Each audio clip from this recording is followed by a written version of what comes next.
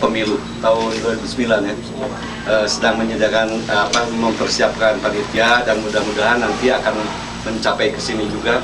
Dan kami harapkan bahwa semua teman-teman masyarakat Indonesia di sini untuk ikut serta dalam mensukseskan pemilihan umum itu. Indonesia mungkin kalian bisa lihat di internet bagaimana sekarang bahwa kita relatif lebih baik dari kemarin sebetulnya. Amin. Kenaikan pertumbuhan ekonomi lebih 6%, kemudian stabilitas exchange of rate dari uang kita stabil. Hanya masalah kita adalah tetap bagaimana menyediakan lapangan pekerjaan, itu yang masih sangat sulit. Oleh karena itu, banyak dari adik-adik atau anak-anak sekalian yang pergi ke Amerika, ke Jepang, ke Malaysia, ke Saudi Arabia, Timur Tengah, dan sebagainya. Mereka harus jauh-jauh dari orang tua, dari suami, dari istrinya, untuk mendapatkan nafkah yang lebih baik dari Indonesia. Oleh karena itu, kami di kantor sih memandang bahwa kalian itu adalah pahlawan devisa ya.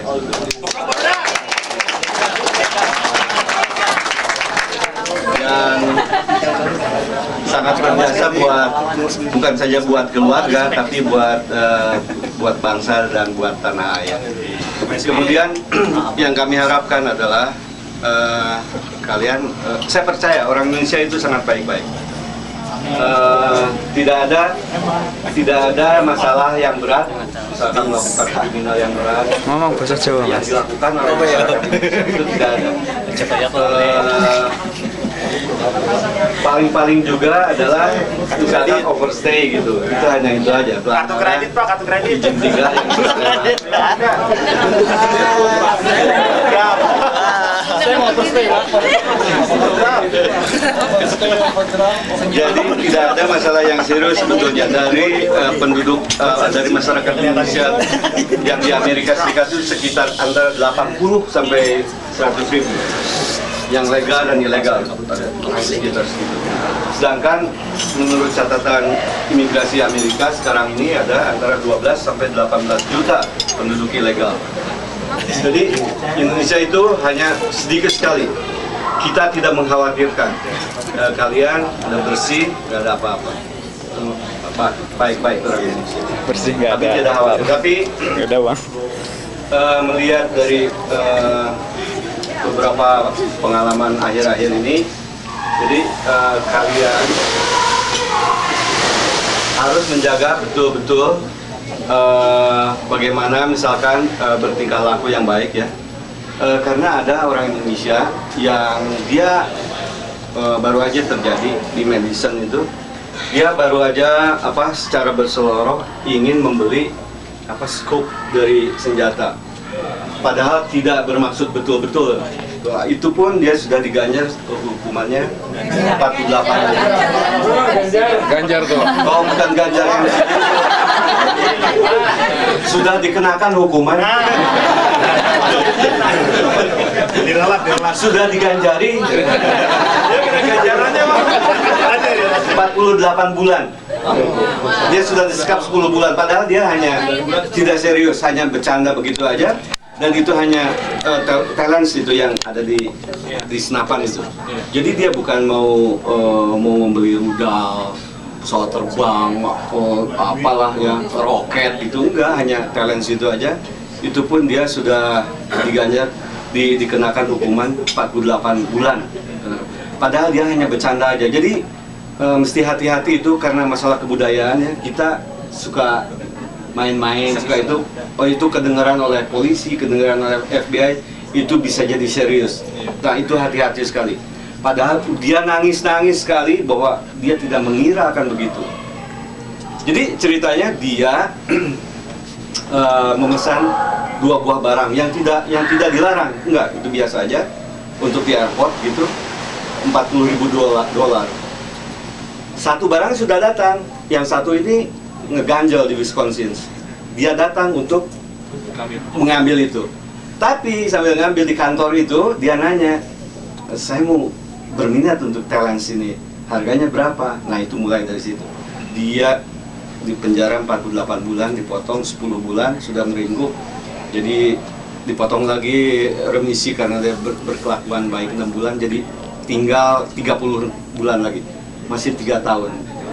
Dia sudah ada usia, anak, semuanya jadi terbengkalai. Jadi ya mudah-mudahan kalian bisa apa ya, jangan terlalu disamakan dengan di Indonesia gitu. Yang main-main gitu bisa sangat serius. Yang lain adalah dianjurkan bahwa ya kalau tiba di sini itu menganjurkan untuk teman-teman untuk lapor diri ke konsulat. Karena buat kita dan buat Anda sekalian juga, kalau ada apa-apa kita bisa menyampaikan ke keluarga, bukan di sana bisa kontak begitu kalau ada yang tragis gitu, yang sesuatu yang tidak diharapkan, daripada kalian sembunyi-sembunyi aja di sini. Sebetulnya kita nggak ada urusan dengan ilegal dan sebagainya, kita nggak ada urusan. Itu hanya dengan imigrasi Amerika. Kalau kita nggak bisa nangkep kalian, kalaupun kalian sudah lewat waktu di sini, ya, kita nggak, silahkan aja gitu. Asal tahu aja bagaimana resikonya. Nah itu aja. Kita. Karena kami juga sangat tahu, menyadari bahwa betapa susah untuk mencari pekerjaan di Indonesia yang layak dengan penghasilan yang layak yang bisa mencukupi gitu. Itu memang sangat sulit, dilematis sekali.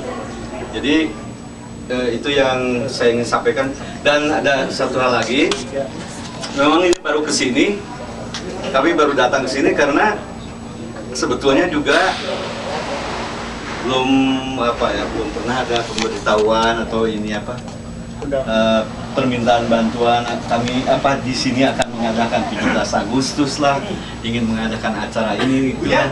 Jadi kalau yang lain misalkan dari Minneapolis, Indianapolis, dari Ann Arbor, dari tempat-tempat lain itu memberitahukan gitu. Jadi kami bisa datang juga buat bantu apa begitu kan, juga bisa.